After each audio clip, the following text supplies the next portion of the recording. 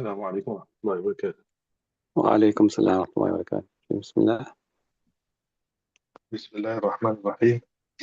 ونذيره إذا قال للمخيرة اختارني بألف، أو قال العنين لامرأته اختاري ترك الفسق بألف، فاختارت سقط الخيار ولا يثبت العوض. والكفالة بنفس في هذا بمنزلة الشفعة في رواية، وفي الأخرى لا تبطل كفالة ولا يجب المال. وقيل هذا رواية في الشفعة، وقيل هي في الكفالة خاصة، وقد عرف في موضعه.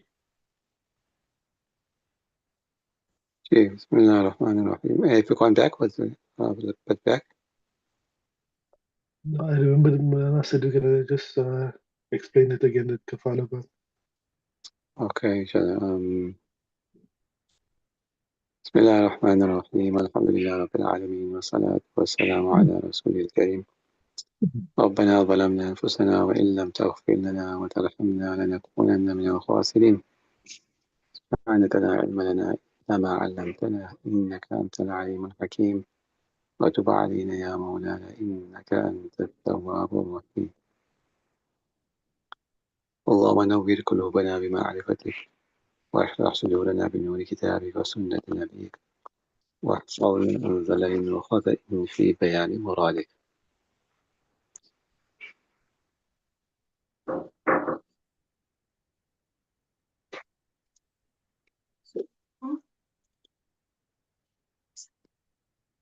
So, Maf, where did you start from? ونذيره إذا قال للمخيرة.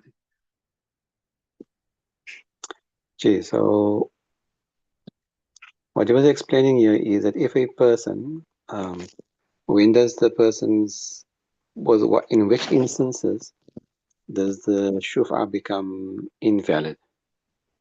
What are those circumstances? What are those instances where shuf'a becomes invalid? So they mention that one of the instances is that if a person was to take some money in order to waiver his shuf'a, either he's offering it or the person that bought the house is offering it. And he's saying that, okay, you know what, I'll let you have the house if you give me X amount of money. Or that person says, don't you want to drop your claim? I'll give you X amount of money. Either way. And the Shafi, he says, okay, he agrees to that, to taking some money in order to forego his right of shufa. Then in that case, the shufa becomes batil, and he has to return the amount of money which he took, because that is like a bribe. Why does the shufa become batil? Because remember, the only reason why we're giving him the haku shufa or allowing haku shufa is because of his possible interest in the house. But if he shows any disinclination, then there is no shufa for that such a person. So by being willing to drop off the shufa, even though it be for money, that shows that he's not really interested in the property. He doesn't really have a strong inclination to buy the property or to become the owner of the property. So with this i'rad, with this show of this inclination, his shufa becomes batil. And the money which is taken is not permissible for him to take. Now he's explaining why. Why can he not take the money? They're saying لأن حق الشفعة ليس بحق متقرر. I'm going just back to the ibara again. بحق متقرر. Because the right of shufa is not an established right. In other words, it's not it's a privilege. So we're giving him the privilege of claiming shufa. Why? Because he's basically claiming or blocking somebody from doing as they please with something that they own. If I own anything, but I can do it as I please. I can sell it to whom I want to, when I want to, how much I want to. I can gift it to him. I can throw it in the bin if I want to. I know whatever I want to do with my property, I can do. And then as the owner of it. But here in this case, what is happening is the person, the Shafi, is stopping the person from selling his property to a willing buyer, and he's jumping in between and saying, no, I want the property, basically forcing this person to give him the property or to sell him the property. You follow? So Okay. this is a privilege because it goes against the normal rules, the normally established rules of ownership. So this is not a haq mutaqarrar, it's not a established right, but rather a privilege. You follow? Okay. بل هو مجرد حق التملك. Rather, it is merely the right to claim ownership. It is merely the right to claim ownership. فلا يصح الاعتياد عنه. So therefore, it's not correct for him to accept any kind of exchange, monetary exchange, whatever, for it. ولا يتعلق إسقاطه بالجائز من الشرط فبالفاسد أولى. And um, when the when you attach a permissible condition to the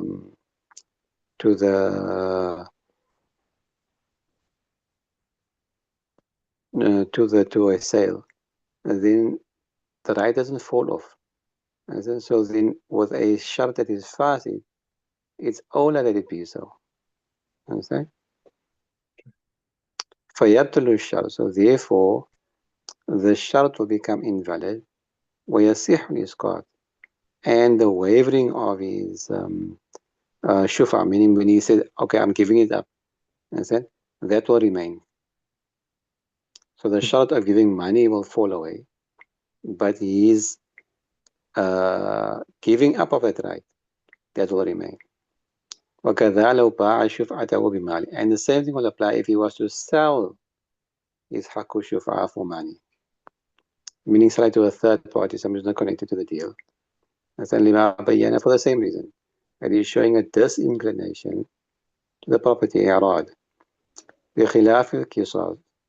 So now it's giving a few examples to show that in certain rights, a person can take money in lieu of the right. For example, contrary to qisas. In qisas, where you have the right to have the murderer executed, you can settle for some blood money, diya. You can settle for any amount of money with the murderer. But in lieu of us not executing you or waiving our right to execute you, which Sharia has given us, we will take X amount of money. Why? لأنه حق متقرر. Because that is an established right. The family of the murdered person have been given the right by the Sharia that they can decide what to do with the murderer.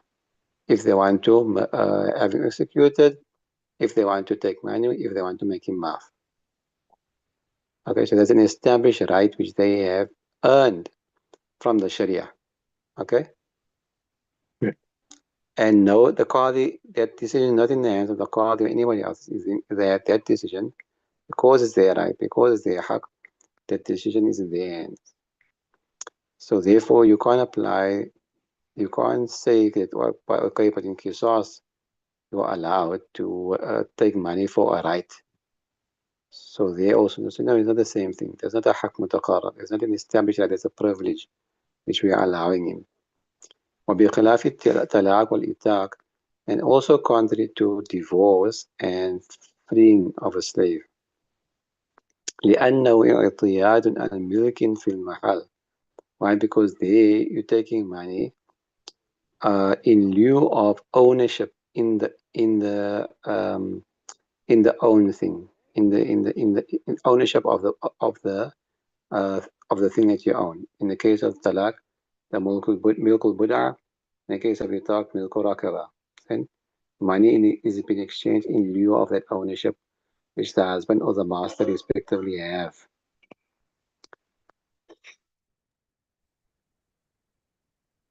And so they also, um, you can take money, you can offer money. The wife can offer the husband money to give her a divorce because he owns that right. And the same thing with the slave, because the slave belongs to him. If the slave has to offer him X amount of money as a mukataba, he can do so because that's his right. You understand? It doesn't right. وَنَذِيرُ his example is إِذَا قَالَ لِلْمُخَيِّرَ, and if an example of shufa is if a person says to a mukhayra is that lady who was told by her husband that a khayra from the khiyar to choose. I give you a choice. You can either stay with me in my nikah, or I can offer you divorce. You choose. What do you want to do? You want to stay married to me, or do you want to divorce? So it's a mukhayra. And then he's telling her, اختاريني بألف. And that, however, if you choose me, I'll give you 1,000, whatever, right? So I'm giving you a choice. You can choose whether you want to stay with me in my nikah, or you want to divorce. But if you choose me, I'll give you 1,000. Okay?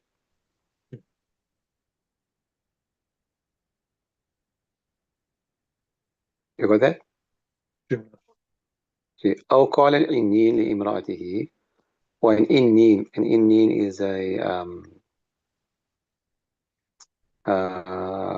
impotent person says to his wife, اختاري. An impotent person, if the wife takes him to court, the judge will give him 1 year for ilaj, for treatment.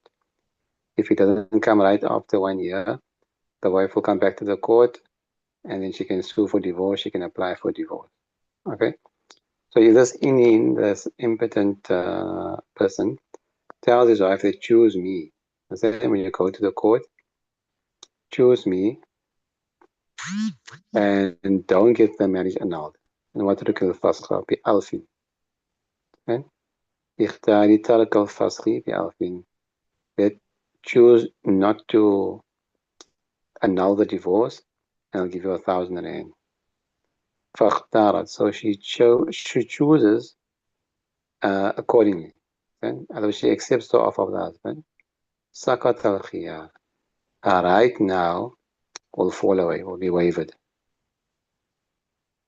Okay?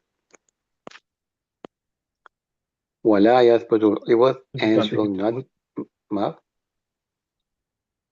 So she can't take him to court after that for that. No, now she can't take him to court again after that. Sure. Okay? She can't take him to court after that. And you will not have to pay her anything. Sure. Now I explained that time there is how do we recognize haq mutaqarrar and a haq which is not mutaqarrar? So the ulama in the shuraha, they say an established right is that if before taking the money and after taking the money there's a change that has occurred in the scenario, then something changes, then in that case there basically the ownership of the person changes, then in ownership in inverted commas, then we will say that is a haq mutaqarrar. For example, prior to this murderer paying the diya, you were entitled to have him executed. After he agrees to pay, after you offer him to pay diya, rather, you're no longer entitled to execute him, but now you are entitled to the money. So there's a change in your right. Your right changed from having the right to execute him to having the right of taking the money in lieu of the execution. So that is a haq mutaqarrar. But if nothing changes prior to the offer and after the offer, there's not a haq mutaqarrar. Okay? Sure. So this wife, prior to going to court to ask for the annulment, her husband, she was in her husband's under the husband's authority. We put it that way. And afterwards, she's still in his authority. He's still under his nikah. So nothing has changed by him offering the money. She was his wife before, and she's still his wife now. Nothing has changed. You follow? Sure. So when nothing has changed, we see that this is not a haq mutaqarrar. Her right to have the divorce annulled is not mutakara, because something should have changed fundamentally in his ownership over after she accepted the offer, whereas that hasn't happened. You follow? okay, He's still a husband. He was a husband before. He had the right of, he had some authority over her, and he's still a husband after taking the offer, and he still has the same authority over her. Nothing okay. has changed. You follow? Shima. It would have changed had she um, applied her right, had she applied her, had she applied her, yeah, I can say a haq to get the thing annulled, but she didn't do so. So this is a haq which is not mutaqarrar. This is a privilege which the Sharia has offered her or given to her. Okay. Okay, Now, what about kafala? Another example, kafala. Kafala bin nafs في هذا بمنزلة الشفاعة. Let's say kafala bin nafs in this regard holds the same state as shufa. What is kafala? Kafala is where you take responsibility for someone or something. That you are kafil. You're acting as a guardian. For example, you get kafala bil mal and kafala bin nafs. Kafala bil mal, somebody owes money, right? But you take responsibility. Understand? And if he doesn't pay that amount, I will pay it. You stand as guarantor. Okay? And if so and so doesn't pay the amount of money that he owes you, I will pay it on his behalf. That's kafala bil mal. Kafala bin nafs is the person himself is being summoned to court or is in court for whatever reason, right? And the person that brought him to court was leveling the claim against him. He's worried that this guy's going to run away. If nobody watches him, he's going to run away. The judge should maybe keep him under lock and key. But then somebody stands up in the family or friend, whatever, and says, okay, I take guarantee to ensure that he's present in court. You follow? yeah, So it's called kafala bin nafs. Now, if this person who took the guarantor, if he took the person who took guarantee that he will bring this person to court, if this person tells him, you know what, I give you X amount of money, um, let me go. You understand? I'll disappear. I don't want to go through this whole process of going to the court and whatever. I'll give you X amount of money and you drop it. Or he offers it to somebody else. That, you know, I took the responsibility, but now I'm regretting. Don't you want to take this responsibility for me? I'll give you X amount of money and you can become the kafil. Okay? yeah, So the same thing will apply here. So fi riwayat in one according to one narration. And according to one narration, is the same as shufa. وفي أخرى لا تبطل الكفالة. And in another narration, it won't become bad, it won't become invalid. You will still be responsible. ولا يجب المال ever the money. You're not entitled to the money. وكيل هذه رواية في الشفعة. وكيل هي في الكفالة خاصة وقد عرف في موضعه. And it has also been said that this narration is with regards to shuf'ah specifically only. And I already said no, it's regards to kafala only. Otherwise, there's a third opinion that says that this haq غير متكرر only applies to shuf'ah, nothing else. And there's another opinion, fourth opinion, but obviously it's a weak opinion, Kila, so you got Kila, so you got to Tamarid. Some says no, it applies only to kafala only, it doesn't apply to shuf'ah or anything else. Okay? وقد عرف yeah. في موضعه. And these different opinions are be known in its place. Right. Another instance where the shufa becomes batil إذا مات الشفي بطلت الشفعة شفعته. That if the shafi passes away, then your shufa is automatically invalidated. Meaning it doesn't get passed on to his heirs. It's not a right that gets passed on to his heirs or to anybody else. وقال Imam Shafi رحمه الله عنه, Imam Shafi رحمه says, however, it is inherited from him. His family can claim shufa, those who are entitled to inherit the house, those who are entitled to inherit from his estate. قال رضي الله عنه معناه. The Musannif rahimahullah has said ونفعنا الله بعلومه وبعلوم مشايخنا وأساتذتنا وجميع الصالحين أجمعين آمين. معنى the meaning of this is إذا مات بعد البيع قبل القضاء, that if the Shafi'i has to pass away after the sale and before the judge rules in his favor, then he will inherit it. أما إذا مات بعد قضاء القاضي, however, if he dies after the judge has ruled in his favor, قبل نقد الثمن, before he could hand over the sale price, وقبضه, and before he could take possession of it, فالبيع لازم. Then in that case, the transaction stands compulsory لورثته, for his heirs. Okay, why? Because he's basically the owner. He is the owner. The Shafi, in this case, he died after the qada of qadi, after the judgment of the qadi. So he has become the owner. Only thing left is for him to pay the money and take ownership. So in this case here, because the deal has already gone through with the judgment of the qadi, then in this case, the waratha they don't become the heirs of his shufa, but rather they become the heir of that property, and they have to pay that as a debt against the estate. So they have to pay for the property as a debt against his estate. You follow? وهذا نظير الاختلاف في خيار الشرط. The same difference of opinion applies in خيار الشرط. Imam Shafi Rahman says his heirs inherit the خيار الشرط if he should die and before he has chosen, and we say no. وقد مر في البيوع, and this discussion already passed in كتاب البيوع. ولأن بالموت, and because by death يزول ملكه, his ownership ceases to exist عن from his house, and ويثبت الملك للوارث, and the ownership becomes established for the heirs بعد البيع, after the transaction. وقيامه وقت المبيع وبقاء للشفيع إلى وقت القضاء شرط.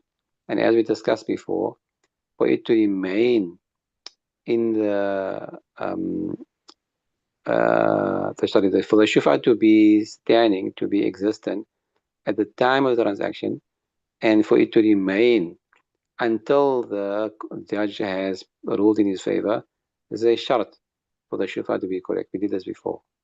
Whereas in this case, it's not the case. So it was established, the shufa was established, and it didn't remain until qada al-qadi. It didn't remain until the judge could pass judgment in his favor, so therefore it becomes invalidated according to us prior to then.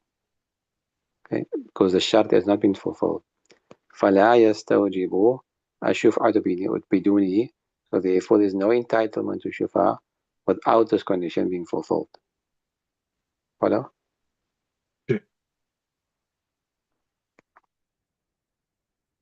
وَإِنْ مَاتَ الْمُشْتَرِي لَمْ تَبْطُلْ, and if the mushtari has to die, the shufa doesn't become batil, and because the buyer is still there, the seller is still there. Okay, لأن المستحق باقٍ, because what is entitled to remains, the house is still there, the seller is still there. ولم يتغير سبب حقه, and the reason or the rationale or the means for his haq, for his right to be established hasn't changed, nothing's changed. Understood? Okay. Okay, we'll stop there, inshallah. Inshallah.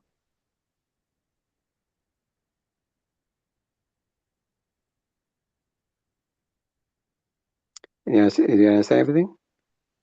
inshallah. Any question? Not at the moment. But we'll read through it again, inshallah. Okay, inshallah. سبحان الله وبحمده سبحانك اللهم وبحمدك نشهد أن لا إله إلا أنت نستغفرك ونتوب إليك.